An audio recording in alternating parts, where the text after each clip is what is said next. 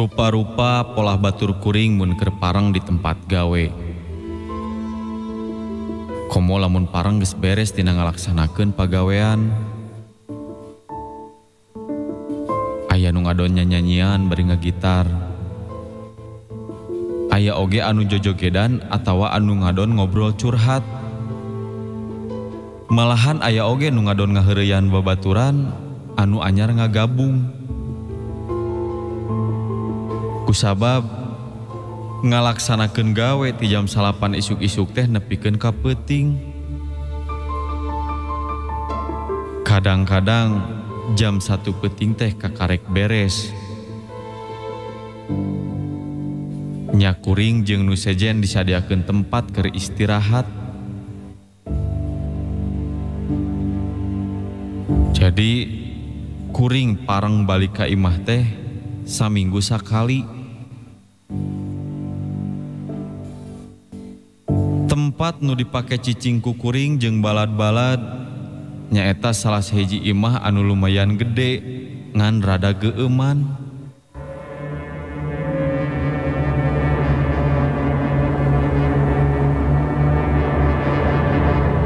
Sabab tara dicicingan ku anu bogana nya akhirna ku kuring jeung balad-balad disewa dijadikeun base camp. Imah anu rada nenggang ti tatangga teh malahan mah tempatna aya di sisi sawah sarta saluhureun walungan gede.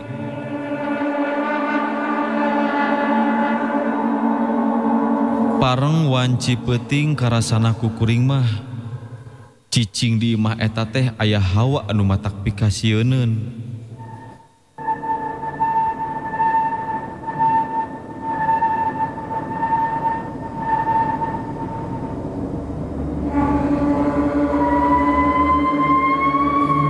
Tamah matak pika keungeun.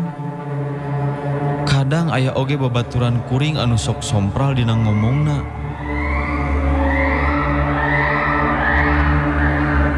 Malah ku kuring sok digeunggeureukkeun. Tapi da geus kitu adatna, anger we teu robah-robah. Kuring ngageunggeureukkeun teh bisi aya nanaon.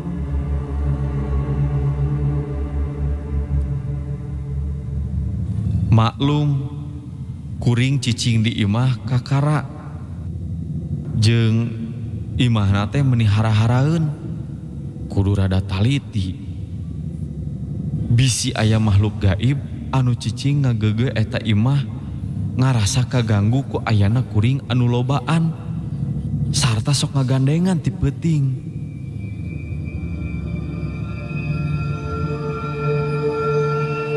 Babaturan anu ngaranna Oscar manehna mah lamun geus heureuy teh meuni maceuh jeung edas we ku sompralna.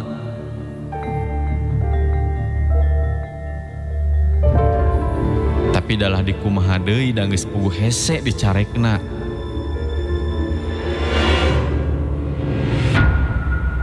Malah lain kuring hungkul anu sok nyarek ka manehna teh.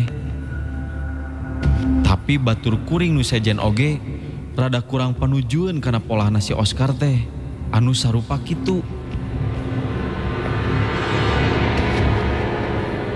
Sigana manehna teh kudu ngalaman heula panggih jeung jurig. Sangkan manehna teh jadi ngagugu. Dari ku dibejaan mah kalah capek anu ngabejaanana.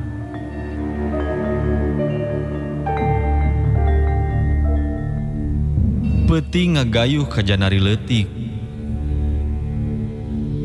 Geus loba babaturan kuring anu sare. Malah si Oscar oge katinggalina ku kuring teh geus peureum. Kuring oge maksud mah rek sare heula we. Da isuk-isuk kudu geus neruskeun deui hanca pagawean. Ari lalaki mah sararena teh di tengah imah. Mun awewe nya dipernahkeun teh sararena teh di kamar. Kasup kuring harita sare di tengah imah jeung nu sejena.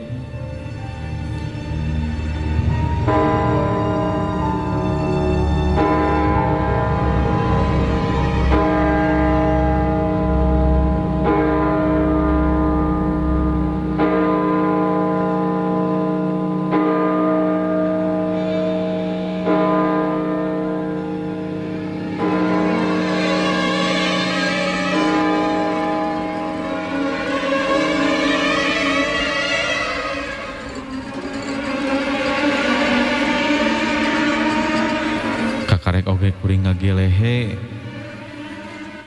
katingali si Oscar sarena guling gasahan.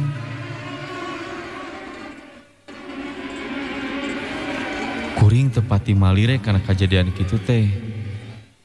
Sabab harita kuring teh geus ngarasa tunduh.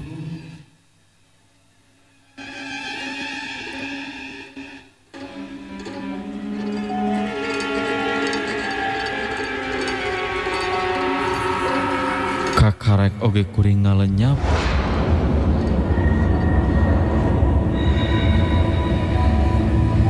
Kadenge ku kuring si Oscar teh walah-wah weuleuh siga anu keuna ku eureup-eureup. Harita sok sanajan tunduh oge nya kuring hudang.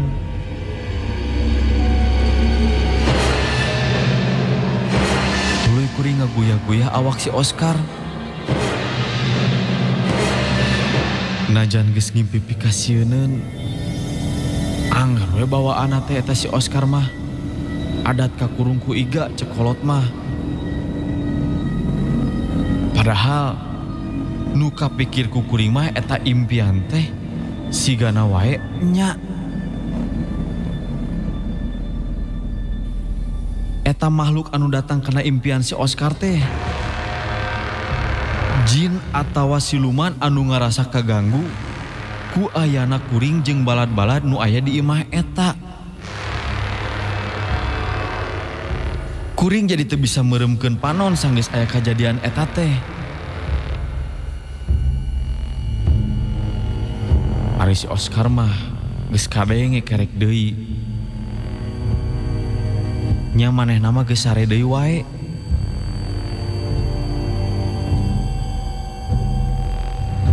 Kuring jadi nyileuk, pitunduheun jadi dak dumadak leungit.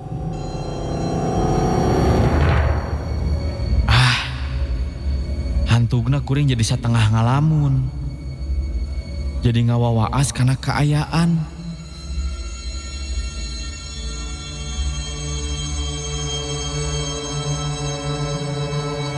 Harita ceuli kuring jadi curing hak.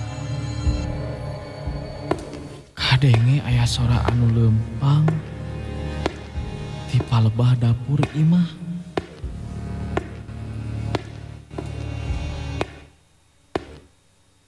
Sanggeus gitu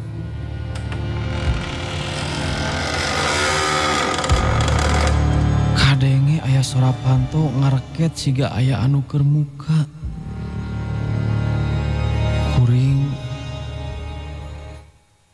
Kuring cengkat tina ngagoler. Tuluy kuring diuk. Bari jeung panon manco ngawaskeun ka palebah panto dapur. Panto anu katingali geus melenge teh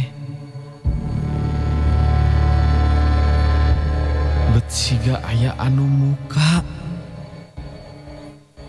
Karasa aya angin anu ngadeos asup ti palebah panto dapur anu muka. Harita kuring cengkat. Tuluy lempang muru kana eta panto. Ari maksud mah kuring rek nutupkeun eta panto teh.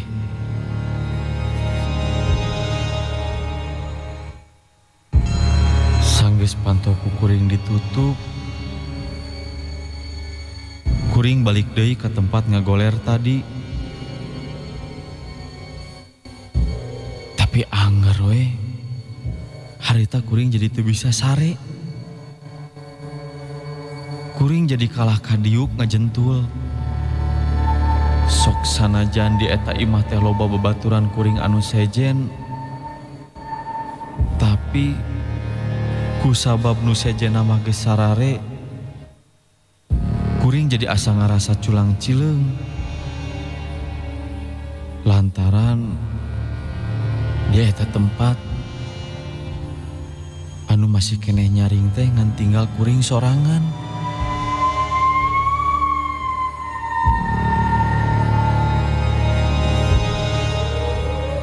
Sabot kuring keur ngajentul,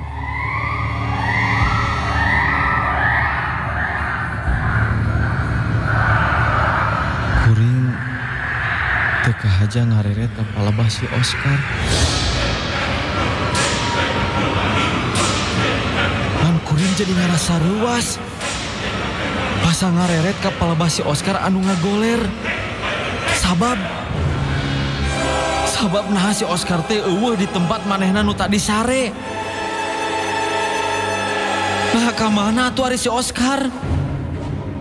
Padahal tadi basa kuring cengkat nutupkeun panto dapur, manehna masih keneh katinggali ngagoler di palebah dinya. Lamun manehna hudang tuluy pindah, meureun kudu kanyahoan atuh ku kuring. Harita kuring cacalukan ka si Oscar anu geus eueuh di tempat ngagolerna. Malah batur kuring anu ngaranna si Agung oge jadi hudang. Kagerwahkeun ku sora kuring anu rada tarik nyanyalukan si Oscar. Kuring jeung si Agung neangan si Oscar anu geus eueuh di tempat pangsareanana. Geus sababaraha tempat ku kuring jeung si Agung ditempoan. Tapi tetep si Oscar teh teu kapanggih. Kuring ngarasa heran karena eta kajadian. Katambahan sieun si Oscar teh jadi kumaonam. Ku ayana kajadian kitu. Kuring jeung si Agung jadi teu bisa sare. Malahan mah nepikeun ka isuk-isuk. Teu karasa nyarelekna waktu harita teh geus isuk-isuk.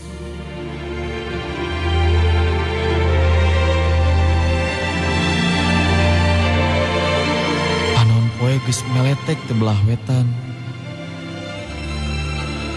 Kuring jeung si Agung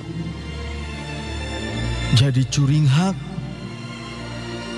Nu lantaran kuring ngadenge aya sora anu menta tulung.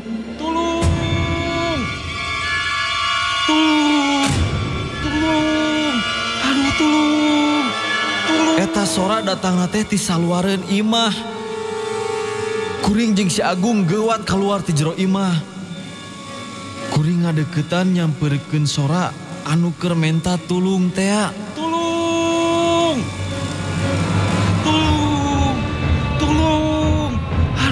Eta sora teh malah datangna tina salah sahiji tangkal kai anu aya di sahandapeun imah anu ku kuring dicicingan. Kuring culang cileung jeung si Agung ka ditu ka dieu.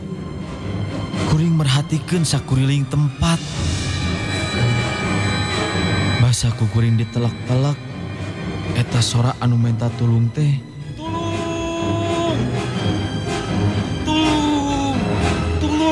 Sorana siga sora si Oscar. Sanggeus jelas eta sora anu menta tulung teh datangna tina saluhureun tangkal kai teh. Geuning sorana si Oscar. Kuring jeung si Agung nyampeurkeun ngadeuketan eta tangkal kai. Nyaan wae kasampak dina luhur eta tangkal kai teh si Oscar anu keur ngadaplok dina salah sahiji dahan.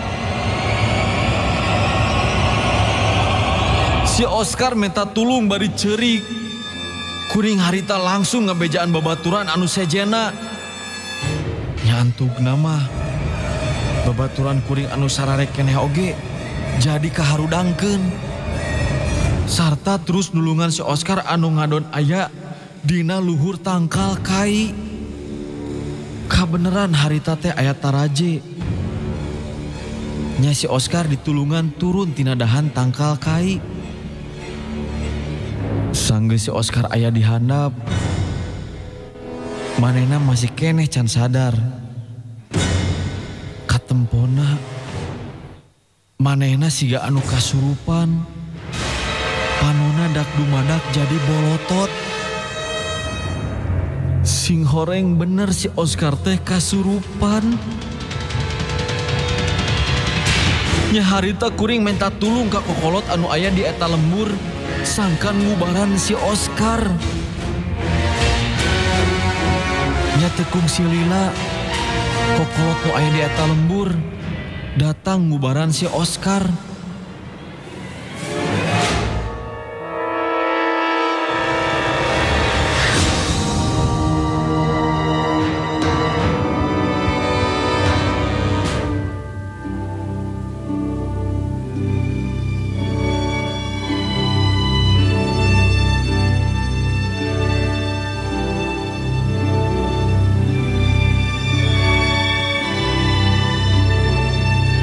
Singkat carita, si Oscar harita bisa diubaran.